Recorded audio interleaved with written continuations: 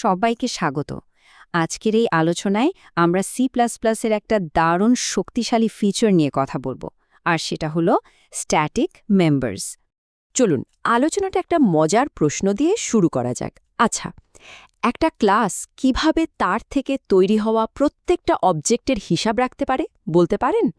এই প্রশ্নের উত্তরটা বোঝার জন্য আমাদের আগে ক্লাসের মেমোরি কিভাবে কাজ করে সেটা একটু দেখতে হবে।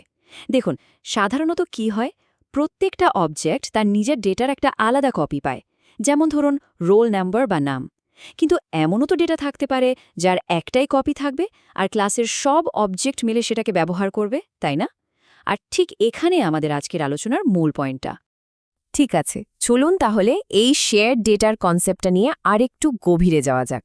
আমাদের প্রথম টপিক হলো স্ট্যাটিক ডেটা মেম্বার্স। যদি একদম সহজ করে বলি, স্ট্যাটিক ডেটা মেম্বার হলো এমন একটা ভ্যারিয়েবল যা কোনো একটা নির্দিষ্ট অবজেক্টের না, বরং এটা পুরো ক্লাসের সম্পত্তি। এটা মূলত ক্লাসের সব অবজেক্টের জন্য কমন কোনো ভ্যালু বা তথ্য ধরে রাখতে কাজে লাগে। এই স্ট্যাটিক ডেটা মেম্বারের কয়েকটা বিশেষ বৈশিষ্ট্য আছে যেগুলো আমাদের মনে রাখতে হবে। প্রথমত, এটা অটোমেটিক্যালি 0 দিয়ে ইনিশিয়ালাইজড হয়ে যায়। দ্বিতীয়ত, আর এটাই সবচেয়ে জরুরি, আপনি যতগুলোই অবজেক্ট বানান না কেন, এর কপি কিন্তু একটাই তৈরি হবে আর সবাই মিলে ওটাকেই শেয়ার করবে। এর লাইফ টাইম হলো পুরো প্রোগ্রামের সমান। আর শেষে একটা নিয়ম আছে যেটা একদম মাস্ট ফলো করতে হবে, একে সবসময় ক্লাসের ডেফিনেশনের বাইরে ডিফাইন করতে হয়। তো ডেটা নিয়ে তো কথা হলো, এবার এই ডেটা নিয়ে কাজ করার জন্য যে টুল দরকার সেটা নিয়ে কথা বলা যাক। আর সেই টুলটা হলো static member function. Static member function হলো এমন এক ধরনের ফাংশন যাকে কল করার জন্য ক্লাসের কোনো অবজেক্টই লাগে না। একবার ভাবুন তো, এটা কতটা কাজের হতে পারে। তবে এখানেও কিছু নিয়মকানুন আছে। একটা স্ট্যাটিক ফাংশন শুধু ক্লাসের অন্য স্ট্যাটিক মেম্বারদেরই অ্যাক্সেস করতে পারে, সেটা ডেটা হোক বা অন্য কোনো ফাংশন।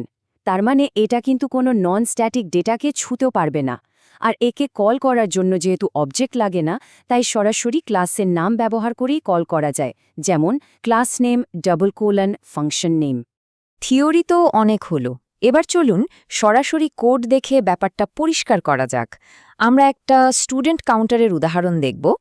এখানে খেয়াল করুন, স্টুডেন্ট ক্লাসের ভেতরে আমরা স্ট্যাটিক ইন্ট অবজেক্ট কাউন্ট লিখেছি।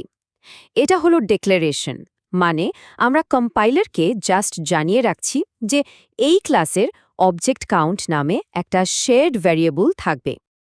আর এই হচ্ছে আমাদের স্ট্যাটিক ফাংশনটা শো কাউন্ট।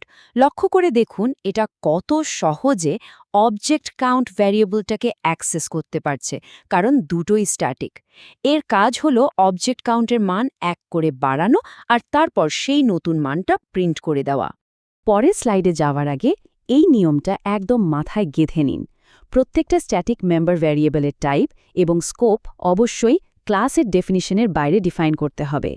এটা কিন্তু খুবই গুরুত্বপূর্ণ একটা বিষয়। আর এই হলো সেই ম্যাজিক্যাল লাইনটা, int student dot object count. দেখুন, ক্লাসের বাইরে লেখা এই ছোট্ট একটা লাইনই কিন্তু আসল কাজটা করে। এটাই অবজেক্ট কাউন্ট ভ্যারিয়েবলের জন্য মেমরি অ্যালোকেট করে। মনে রাখবেন, ক্লাসের ভেতরের ডিক্লারেশনটা ছিল শুধু পরিচয় পর্ব, আর এই বাইরের ডেফিনিশনটা তাকে সত্যি সত্যি জীবন্ত করে তুলছে। বেশ, আমাদের সেটআপ তো শেষ। এবার চলুন মেইন ফাংশনটা চালিয়ে দেখি আর কাউন্টারটাকে রিয়েল টাইমে কাজ করতে দেখি। প্রোগ্রামটা যখন চলতে শুরু করবে, প্রথমে S1 অবজেক্টটা তৈরি হবে, আর সাথে সাথে আমাদের শেয়ার্ড অবজেক্ট কাউন্টের মান বেড়ে হয়ে যাবে 1।